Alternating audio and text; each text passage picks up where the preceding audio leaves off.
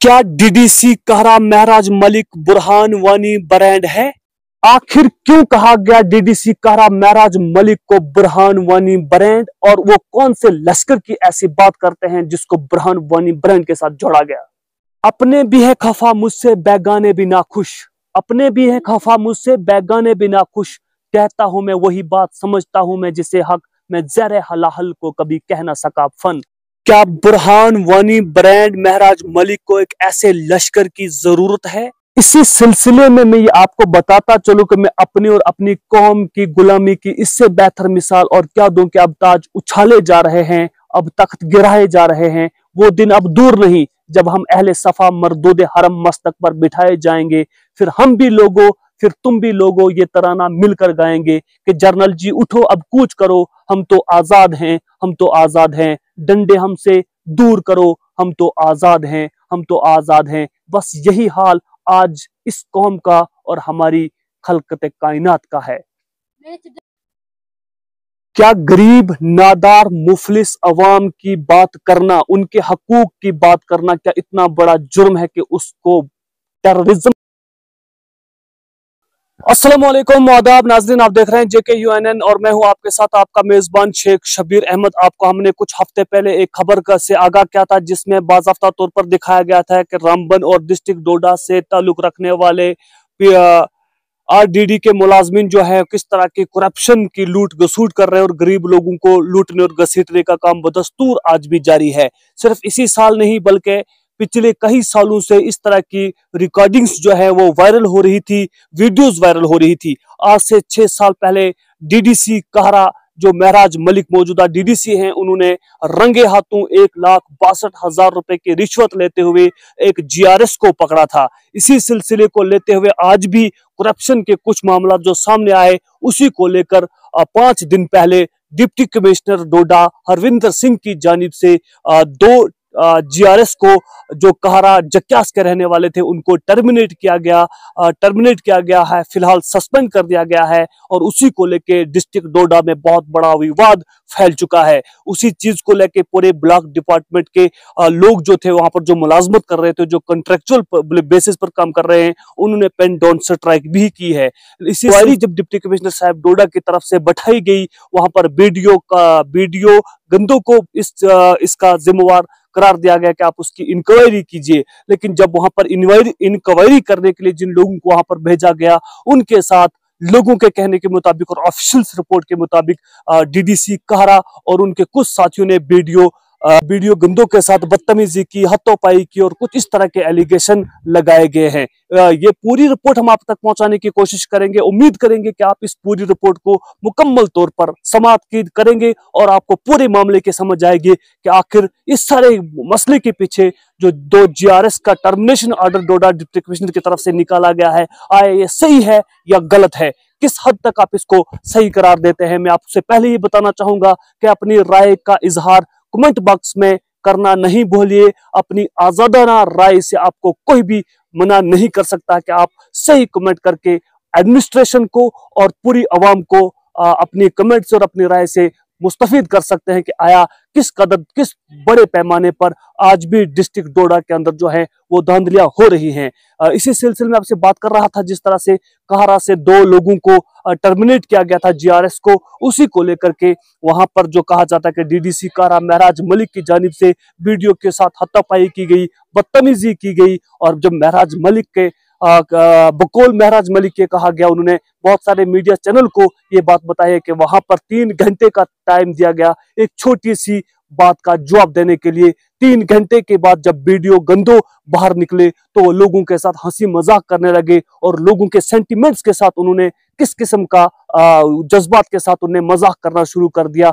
3 घंटे अंदर बिताने के बाद वीडियो ने किसी किस्म का जवाब अवाम को नहीं दिया, जिसकी तहकीकात करने के लिए डिप्टी कमिश्नर डोडा ने वीडियो गंदों को वहां पर इंक्वायरी करने के लिए भेजा गया था। लेकिन बताया जा रहा बकौल महराज मलिक ने यह स्टेटमेंट कई मीडिया चैनल को दिया है कि 3 घंटे का टाइम उसको दिया गया, जबकि एक आम शख्स से अगर उसके बारे में पूछा जाए तो वो 10 मिनट के बाद उस बात का जवाब दे सकता है। लेकिन वीडियो गंदों ने 3 घंटे अंदर ऑफिस में बैठने के बाद भी उस चीज का जवाब नहीं दिया। लेकिन जब बाहर निकले तो वो अवाम जो उस इंक्वायरी इंक्वायरी के लिए वहां पर बैठाई गई थी, वो उसका इंतजार कर रही थी कि कब उनको उनके सवाल का जवाब मिले। लेकिन बाहर निकलने के बाद लोगों के सेंटिमेंट्स के साथ, लोगों के जज्बात के साथ वीडियो गंदों ने मजाक करना शुरू किया, हंसी मजाक में उड़ाया। उसी चीज को लेकर वहां पर विवाद फैला और विवाद के बाद हाथापाई तक नौबत आई। और उसी सिलसिले को लेकर वहां के कुछ लोग डिप्टी कमिश्नर साहब डोडा के पास मुलाकात हुई और महराज मलिक को अपने काम करने से रोकने की सिफारिश की गई। उसके बारे में पूरी तफसील महराज मलिक के अपने अकाउंट, फेसबुक अकाउंट पर तफसील से आपको मिलेगी मुकम्मल तौर, अगर आपने उसकी तहकीकात करनी है कि आया महराज मलिक ने उसके बारे में क्या कहा और महराज मलिक के बारे में लोग क्या कहते हैं। महराज मलिक वही शख्स है जो मौजूदा डीडीसी कह रहा है और उन्होंने हाल ही में एमपी इलेक्शन लड़ने के लिए अपना फॉर्म में नामजदगी डाला था। 4 जून को पता चलेगा कि आया महराज मलिक को पूरे जम्मू और कश्मीर या उधमपुर कठुआ के डोडा उधमपुर कठुआ के पार्लियामेंट्री असेंबली हल्के से कितने वोट मिलते हैं। आखिर इसके बारे में भी आपको पूरी रिपोर्ट महराज मलिक के अपने फेसबुक अकाउंट पे मिल सकती है, मुख्तलिफ मीडिया चैनल्स पर मिल सकती है। लेकिन उसी चीज को लेके आफाक नामी जीआरएस और एक और जीआरएस है जिनका नॉमिनेशन, वो जो टर्मिनेशन लेटर भी आपके साइड स्क्रीन पर दिख रहा होगा, और उन 2 जीआरएसओ ने पूरे डिपार्टमेंट्स को अपने हाथ में लेकर के पूरे उनके फेवर में पूरा आरडीडी डिपार्टमेंट, एसीडी से लेकर बीडीओ और तमाम डिपार्टमेंट के मुलाजिमीन जो है वो उनके फेवर में दिखते हुए नजर आ रहे हैं। लोगों से ये गुजारिश रहेगी कि आखिर कितनी % कमीशन इस वक्त भी RDD department, MG NREGA, back to village, first, second, third और इसके अलावा जितनी भी फंडिंग पंचायतों को मजबूत करने के लिए आती है, कितनी % कमीशन आज भी आरडीडी डिपार्टमेंट लोगों से वसूल करते हैं, परसेंटेज तैनात की हुई है। आखिर कमीशन के नाम पर इतना लोगों के साथ विवाद किया जाता है। और यही नहीं बल्कि एसबीएम में जो टॉयलेट बनाने के लिए लोगों को 12,000 रुपया दिया जाता था, कई पंचायतों से ऐसी शिकायत भी मौसूल हुई है कि उसमें से भी 2,000 रुपए की रिश्वत जो है वो लोगों से वसूल की जाती रही है। इसके अलावा जितनी भी फंडिंग्स आती है वो आप लोग बखूबी जानते हैं। आप लोगों को पूरी तहत तरीके से आप अपनी राय का इजहार कमेंट बॉक्स में कर सकते हैं। यही नहीं बल्कि उन जीआरएस के स्टेटमेंट भी आपको पूरी तरह से बताने की कोशिश करेंगे। वो 2 जीआरएस आफाक और उसके साथी जिस जीआरएस को टर्मिनेट किया गया है, सस्पेंड किया गया है, वो बौखलाहट के शिकार हैं और बौखलाहट में किस किस्म की जबान वो डीडीसी महराज मलिक के खिलाफ इस्तेमाल कर रहे हैं। आखिर उस महराज मलिक को बदरवा, डोडा, खलेनी, मरमत, कास्तीगढ़ या बटोत, रंबन के लोगों ने डीडीसी नहीं बनाया है, कहरा के रहने वाला कहरा के लोगों ने उसको डीडीसी बनाया है। आखिर उसकी कोई ऐसी खूबी तो लोगों को पसंद आई होगी जिसकी वजह से उसको वोट देकर अपना रिप्रेजेंटेटिव मुंतखब किया है। आखिर वो अवाम की आवाज बन रहा है, एडमिनिस्ट्रेशन के साथ मिलके, या जहां पर भी उसको बुराई का सामना लगता है वो उसके खिलाफ बोलने की बात करते हैं। लेकिन वहीं के लोग क्यों महराज मलिक को चंद लोग बदनाम करने की कोशिश कर रहे हैं?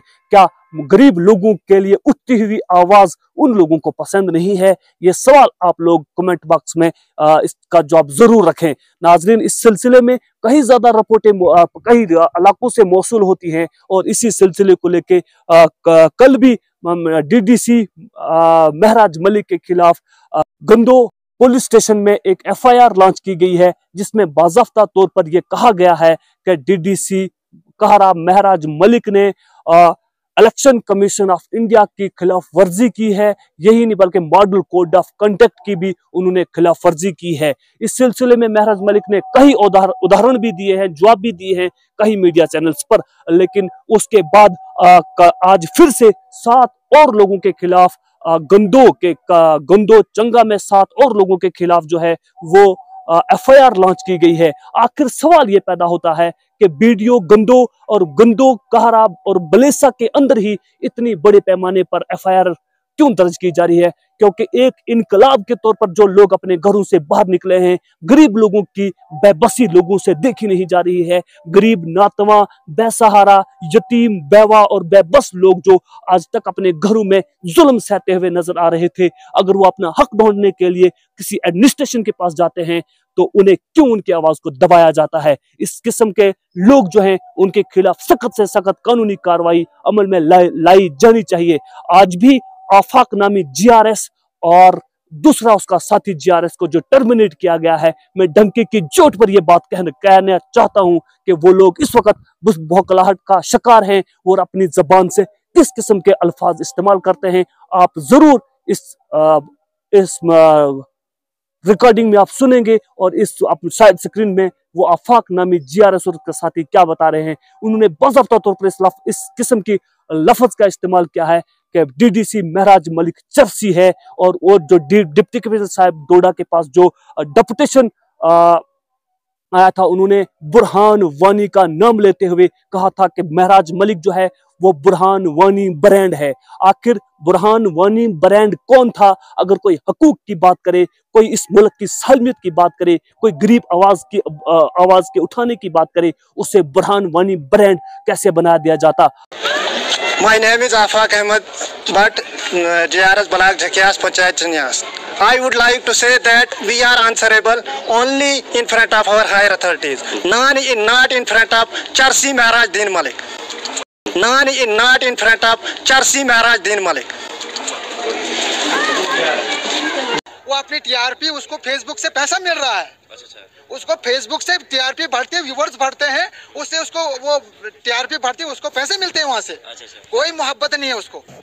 साल भर कहाँ होता है वो, जब मारिज का दिखाई तो उसने कहा है कि मैं बुरहान वानी ब्रांड हूँ, मुझे लश्कर की जरूरत है, बगैर बंदूक के ये लोग सुधरने वाले नहीं है। बुरहान वानी ब्रांड कौन है?